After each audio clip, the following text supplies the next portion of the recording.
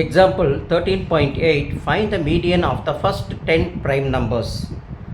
The first 10 prime numbers is in ascending order. நம்ம எடுத்துக்கணும். எப்படி 2, 3, 5, 7, 11, 13, 17, 19, 23 and 29. இதெல்லாம் உங்களுக்கு ப்ரைம் நம்பர்ஸ்ன்னு உங்களுக்கு ஆல்ரெடி தெரியும் இல்லைங்களா? அப்போது கொடுத்துருக்கிறதுல டென்னுன்னு சொல்லும்போது அது எவ்வளோக்குள்ளே வருது? 10 சொல்லும்போது அது என்னது? ஈவன் இல்லைங்களா? ஹியர் அப்போது என்ன மீடியனுக்கு என்ன ஃபார்முலா யூஸ் பண்ணலாம்? ஈவன் நம்பருக்கு half into the value of n by 2 and plus n by 2 plus 1 observation அப்படின்னு நம்ம பார்க்குறோம் ஃபார்முலா. அப்போ 1 by 2க்கு 1 by 2 as it is நம்ம போட்டுடுறோம். புரியுதுங்களா? the value of என்னுக்கு பதில் அங்கே நம்ம என்ன பார்த்தோம்? 10 பார்த்தோம் இல்லைங்களா? அந்த 10 தான் நம்ம 10 by 2 அப்படின்னு நம்ம இங்கே போட்டுக்கிறோம். என்னுக்கு வந்து 10 வருது, அதனால் 10 by 2 observation plus 10 by 2 plus 1 அப்படின் போது 10 by 2 சிம்பிளிஃபை பண்ணால் 5 plus 1 என்னது? 6 ஆகும் இல்லைங்களா?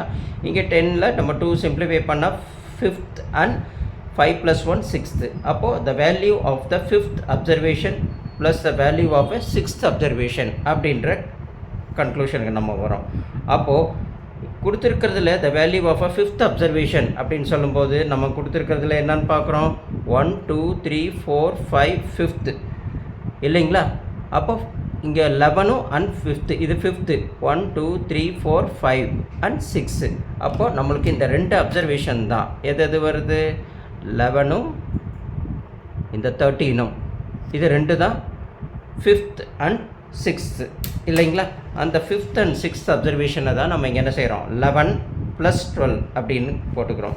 அப்போ 1 by 2 இந்த 11 + 13 நம்ம ஆட் பண்ணோம்னா 24 வருது. அது சிம்பிளிஃபை பண்ணோம்னா ஹாஃபில் 12 வரும். ஸோ அப்போ மீடியன் வேல்யூ வந்து நம்மளுக்கு என்ன வருது? 12 அப்படின்றது நம்ம கண்டுபிடிச்சிடறோம். புரியுதுங்களா? ஸோ இப்படி தான் இப்போ சிம்பிளிஃபை கொடுத்துருக்கிற மீடியன் ஆஃப் குரூப் டேட்டாவில் கண்டுபிடிக்கக்கூடிய மெத்தடு.